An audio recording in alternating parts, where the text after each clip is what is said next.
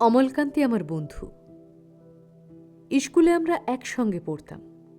রোজ দেরি করে ক্লাসে আসত, পড়া পারত না।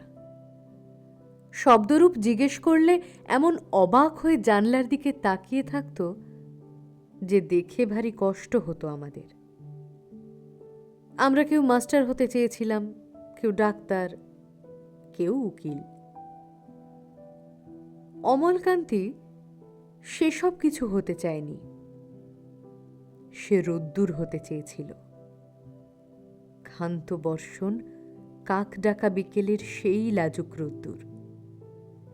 জাম আর জামরুলের পাতায় যা নাকি অল্প একটু হাসির মতন লেগে থাকে। আমরা কেউ মাস্টার হয়েছি, কেউ ডাক্তার, কেউ উকিল। অমলকান্তি রোদ্দুর হতে পারেনি।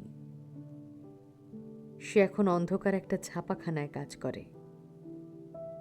মাঝে মধ্যে আমার সঙ্গে দেখা করতে আসে, চা খায়, এটা ওটা গল্প করে, তারপর বলে, উঠি তাহলে। আমি ওকে দরজা পর্যন্ত এগিয়ে দিয়ে আসি। আমাদের মধ্যে যে এখন মাস্টারি করে, অনায়াসে সে ডাক্তার হতে পারত। যে ডাক্তার হতে চেয়েছিল, উকিল হলেও তার এমন কিছু ক্ষতি হতো না। অথচ সকলেরই ইচ্ছে পূরণ হলো, এক অমলকান্তি ছাড়া। অমলকান্তি রোদ্দুর হতে পারেনি।